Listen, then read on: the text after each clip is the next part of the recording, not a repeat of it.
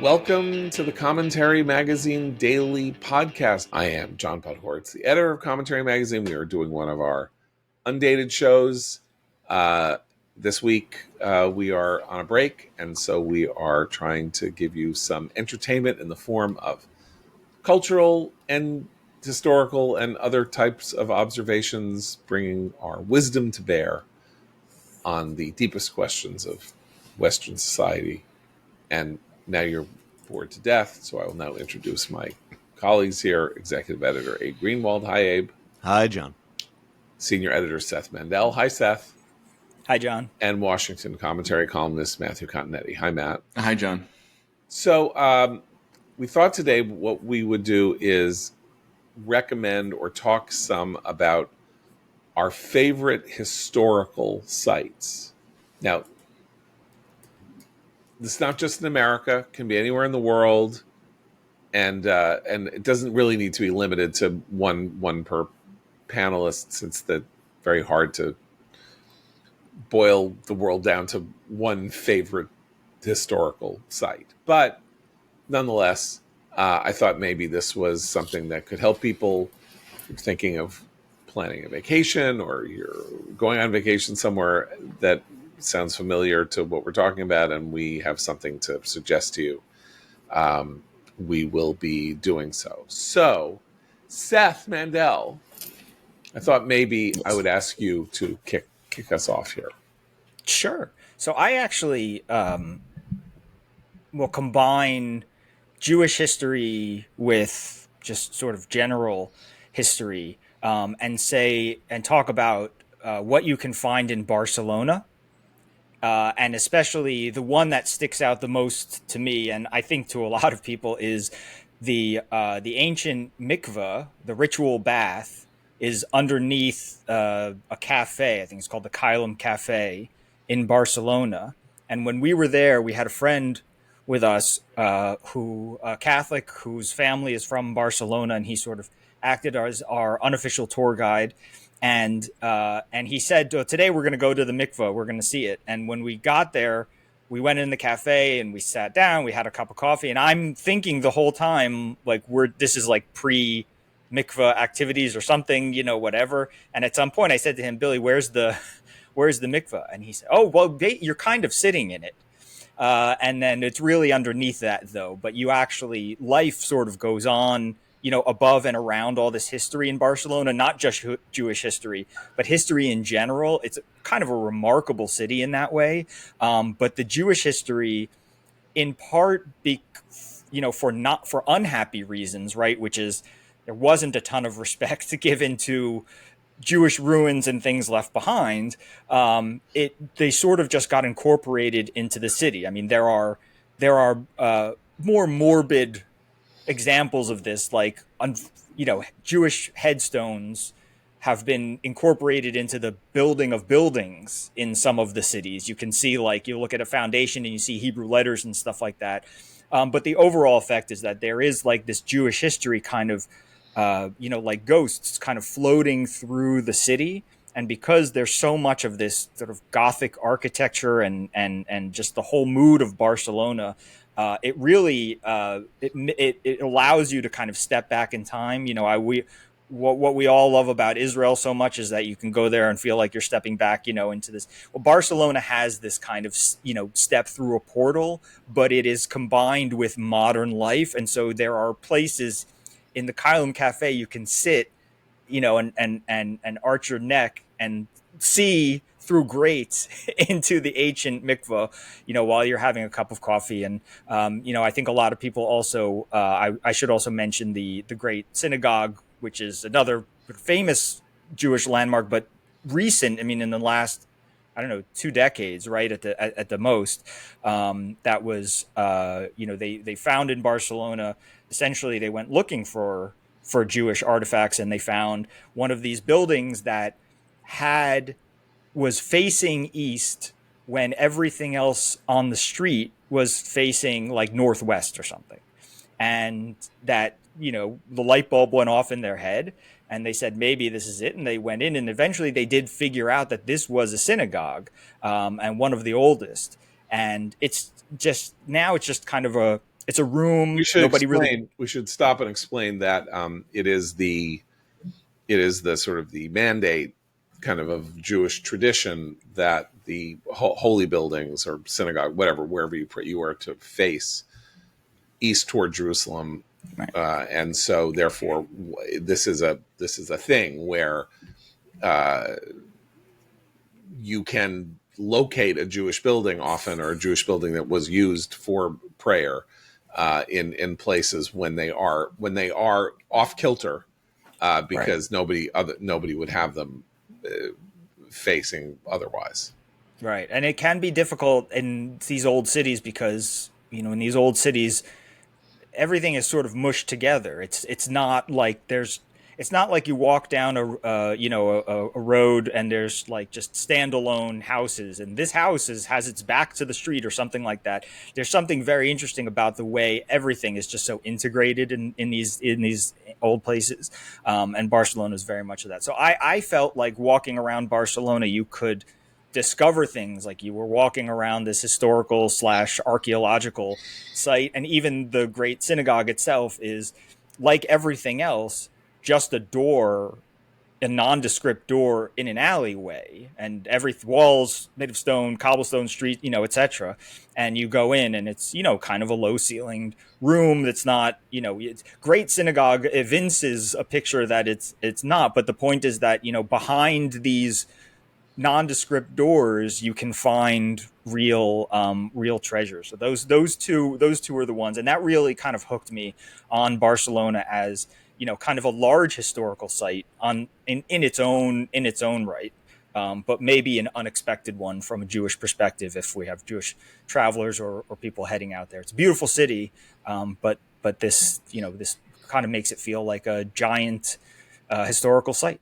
For our non-Jewish listeners, you should understand that Jews have a habit of going no matter where they go, and they one of the first things they do is try to find out whether there is a Jewish tour. So, as a friend of mine once said, if they ever invent space travel and we go to Mars, and I went to Mars with my mother, we'd get off the craft and my mother would say, is there a Jewish walking tour? Where can we book the Jewish walking tour on Mars? So literally almost any major city in the world you go to, there's somebody there who's got a Jewish tour to take you on. Matt, what do you have? Sure. Thanks, John.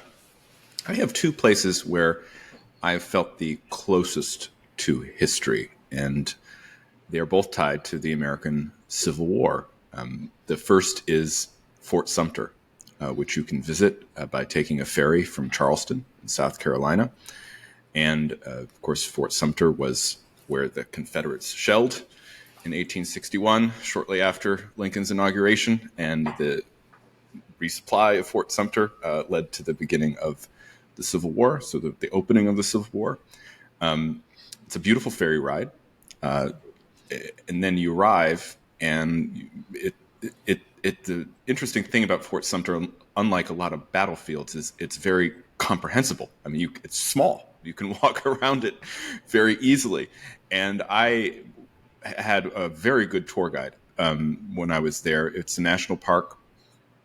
A tour guide, you kind of come off the ferry, you go into the middle of the fort, and then the tour guide gives you a very good summary of the lead up to the Civil War, done very well, talking about, in particular, just how crucial Lincoln's election was to the beginning of the Civil War. That was truly, states were seceding as soon as Lincoln was elected. The South knew that he would not permit the expansion of slavery, and that would mean some type of eruption. And then you're just left alone for about an hour to just wander around, taking the sights. And I have to say that was, you feel thrust back in time, and can imagine the boats, that kind of imagine the artillery. Some of the pieces are still there. So it was a very moving experience. And the second site I mentioned was also related to the U.S. Civil War, and that's Gettysburg. Of course, the turning point of the war, and easily an easy trip from Washington, D.C., or even New York City, a little bit longer from New York City. But it is just an incredible space. And there, too, there's a visitor center that's pretty good. But the Gettysburg experience is walking the battlefield, going to the different posts, going up and seeing where Pickett's charge was, going up to the round top to the hills where the various redoubts were made, and then just trying to take it all in, and to think that when we were walking in much of of course, Pennsylvania and Gettysburg was the high point of the Confederacy in a way, but anywhere south of that, if you're walking in Virginia in particular, where I'm from, if you're in Georgia, if you're in the Carolinas, you are walking on hallowed ground.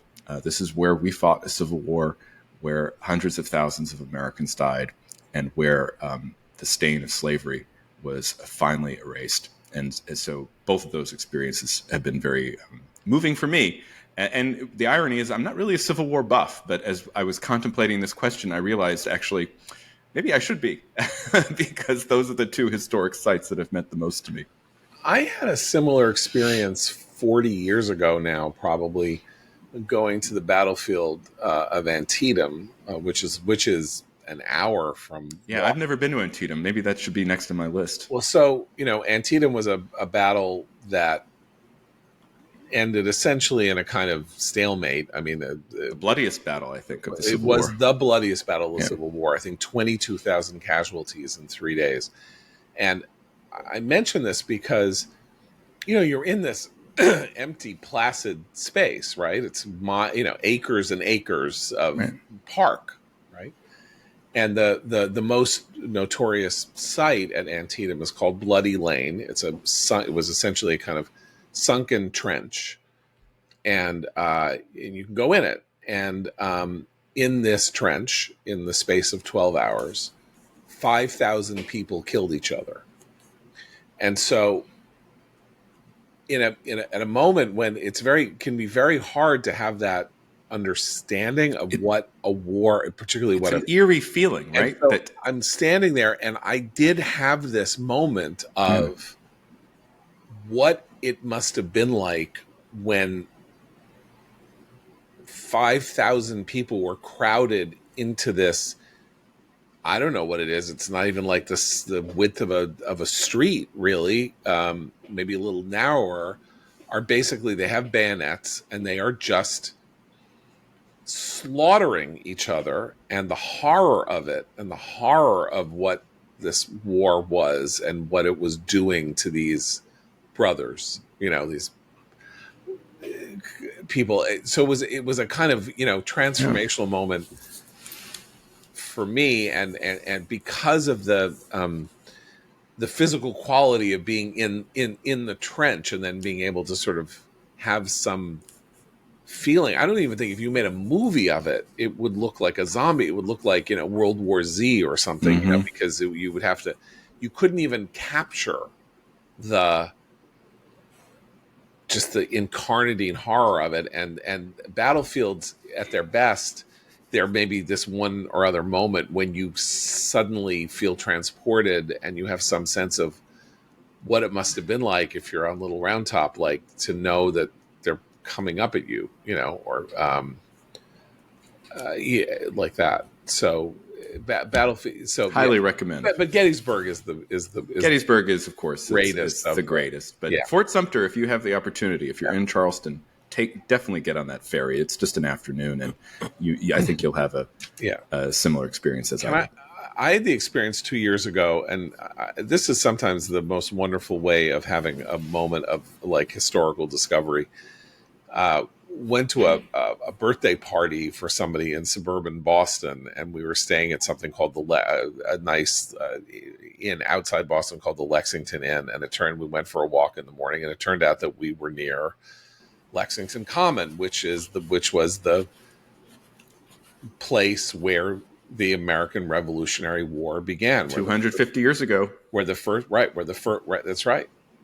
casualties of the Revolutionary War occurred, in a conflict between the British and the Americans.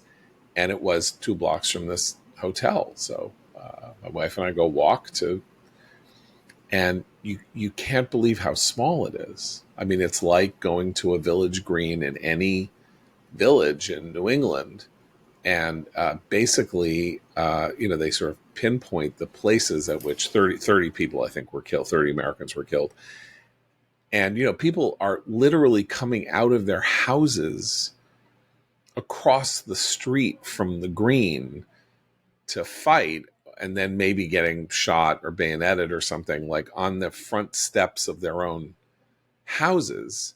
And so that from this tiny little skirmish, the world was altered forever in the most radical fashion in the history of the planet.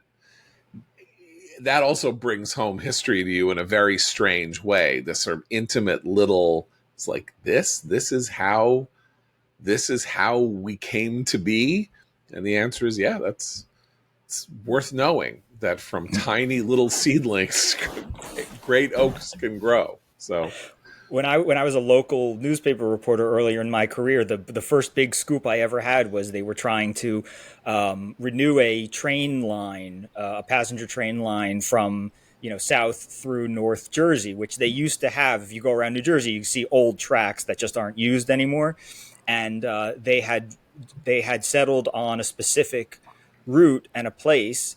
And my first big scoop was that the British government had objected to this New Jersey transit plan because the tracks went right through a Revolutionary War graveyard, which the British considered a British military graveyard.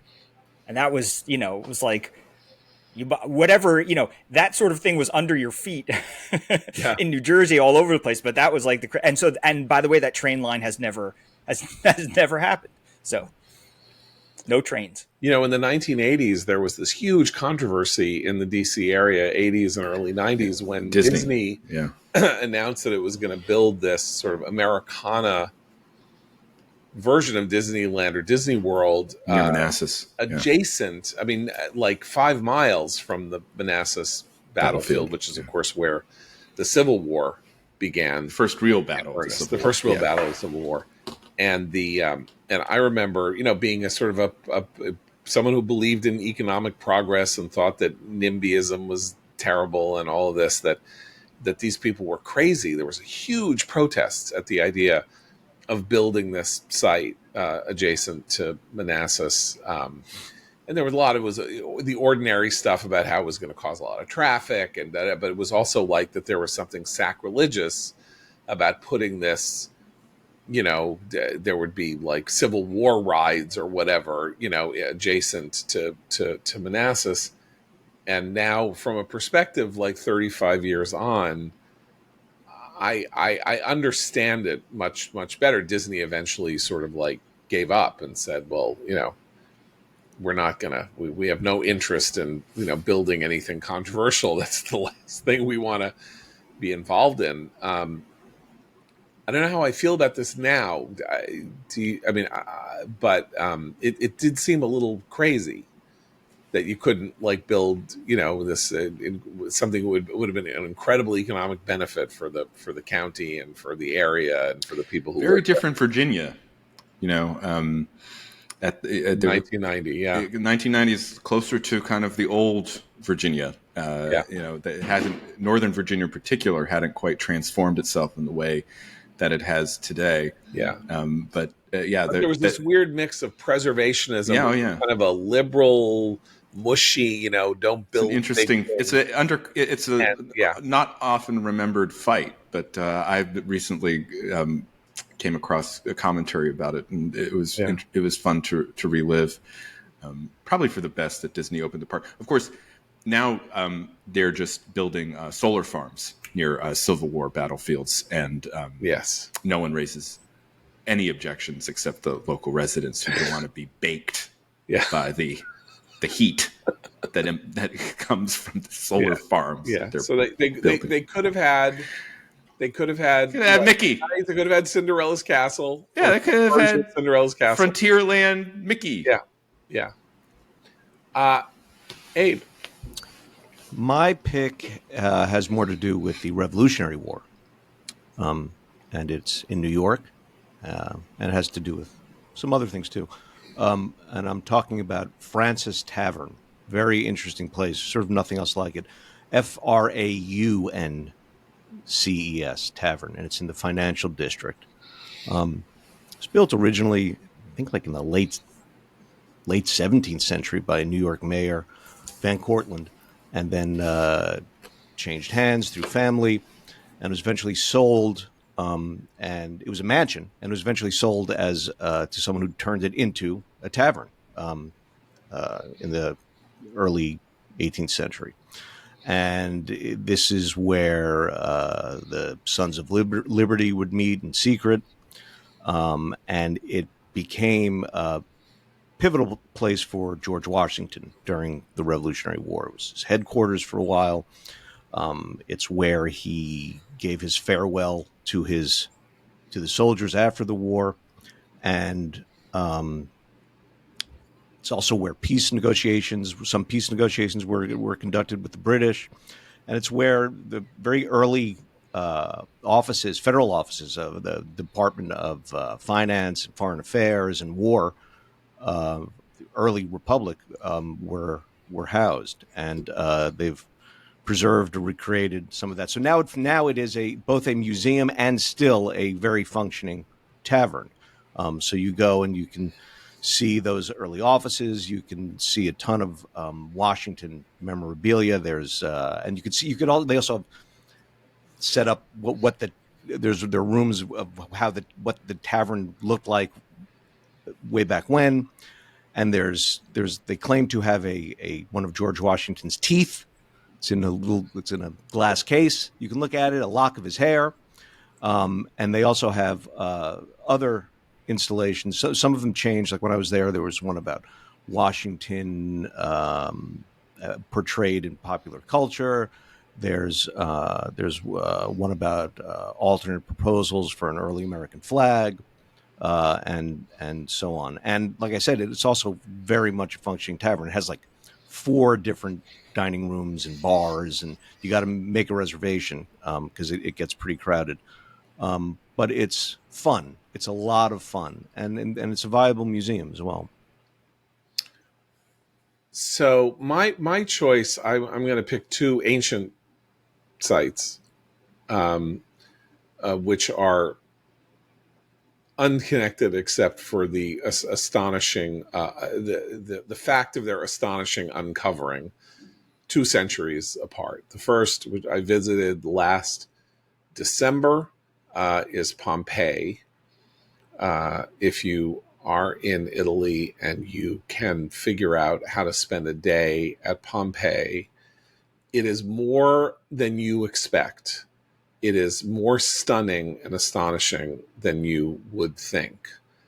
Everybody knows the story. Pompei, buried by the explosion of Mount Vesuvius in 79 AD. And then 250 years ago, it was discovered that the ash had preserved, almost like amber, the entirety of this kind of like resort town that was the summer residence of people who had come down from Rome mostly.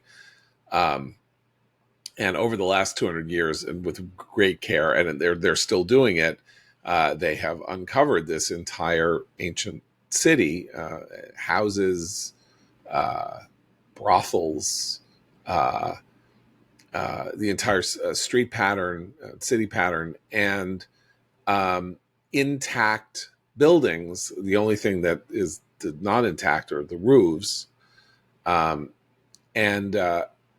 this, and they've learned so much about what life was like for these well-to-do Romans and their slaves and their households. And just seeing it, the wall paintings which have survived, the frescoes on the walls, the the nature of everyday life, pottery, kitchens, how these households were set up, and all of that is just jaw dropping. You know, and you're sort of literally walking through a well-to-do town from 2,000 years ago that wasn't looted, raided, and destroyed over the centuries by invaders because it was all buried deep under ash. And I did not expect, I expected to find it boring, kind of. It's like, okay, I get the idea. Now I really want to go. And it had sort of like almost the opposite effect. And so if you go to Rome, you take a train to Naples, and then you take another train or a bus to Pompei, and it's just jaw dropping.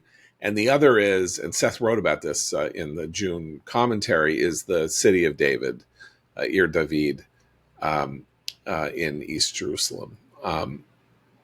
So the story of Ir David is very complicated. So you should read Seth's article review of Doron Shpilman's book, which is called, what is it called? When the Stones Speak. Is that right?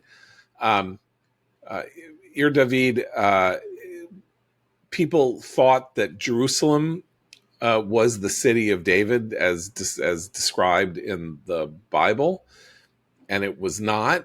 As it turns out, the city of David was adjacent to what we now think of as the old city of Jerusalem, and the discovery of this, again, buried site, which has now been going on for 20 years, 30 years, unbelievable care being taken to expose every brick, every element, every coin, everything there, all of which has the political effect of proving conclusively and for all time that there was a Jewish presence in the Holy Land, not only, you know, at the time of the Romans, but in some of these discoveries there 600 to 800 years before the Romans, that there was in fact a Jewish monarchy that was based in a palace that was built on this site. You can tour it, and just the experience of being somewhere where there was marked evidence of a fully functioning civilization close to 3,000 years ago. I guess the only other things we have like it are the pyramids and, I don't know, like the Easter Island statues or something like that. But this is a functioning city that is being reemerged in your line of sight, and it is just the damnedest thing you've ever seen. And it could very easily have not happened. Yeah, that's the other thing. It is like, you know, one of the stories that I relate in the piece is that, you know, they were doing some sort of excavation in this, like, I guess it was really probably just a parking lot. And they were doing some excavations because they knew some of the City of David stuff was underneath, and they were trying to figure out how deep it went. And they were, there was flooding because there was a storm, and there was a drain got backed up and whatever. So they couldn't dig, they couldn't do anything, obviously, with the ground saturated by water. You know, you can't take out ancient things in a sort of swamp. And so they brought in crews to clear not just the water, but the mud, the debris, you know, all that stuff. And one of the guys on the architectural team is standing. They find him standing in front of a tractor, essentially. And the Israeli driving the tractor is furious because he's like, I don't want to be here either, man, but, you know, get out of my way. And it looks like, you know, Tank Man, the scene. But what happened was the archaeologist had seen that there was some limestone underneath where this guy was about to, you know, bulldoze or whatever under the mud. And that turned out to be a football field sized stepway into the ancient mikveh, the ritual bath that they used Here we go to again. immerse themselves before the temple. Right. Yeah. The point is that this road that Seth is talking about, when ancient Hebrews had to go make their pilgrimage to the temple, which was on the Temple Mount, in where people thought the city of David really was, they needed to purify themselves. And so it turned out that they had discovered that there was this road that is like 3/4 of a mile long that was the pathway to the place where you went, cleaned yourself off so that you could then come and bring your offering to the grounds of the ancient temple, thus proving that the ancient temple existed, and that the city of David existed, and that the rituals that are described in the Bible were being practiced by these peoples 3,000 years ago. And so, so that story, all of it connecting together is, again, so it's one of the many, many, many reasons, if you have never been to Israel, that you should go to Israel, which is, aside from, like a country that everybody should support, is one of the great places on earth to see and to experience and to witness. Okay, so we have the battlefields. We have the battlefield of Gettysburg, and we have Fort Sumter, just a ferry ride from Charleston. We have Barcelona, the city of history, where you can have a cup of coffee above an ancient mikveh. We have the city of David, where you can find the road to the ancient mikveh, an even more ancient mikveh, and Pompei, which also has bathhouses, but not mikvahs, and Francis Tavern. Or I guess, is it pronounced Francis? I don't know. I've never heard it pronounced Francis, but it probably is. It should be pronounced Francis, but I don't know. Yeah, it doesn't come up Francis a lot Tavern in conversation, but. Here in New York City, that was a time when it must be pronounced Francis, because down there you have Houston instead of Houston Street, and so everything is probably pronounced slightly off. Fair enough. Yeah. Okay, so that's our show for today. We will be back tomorrow. For Seth, Abe, and Matt, I'm John Podhoretz. Keep the candle burning.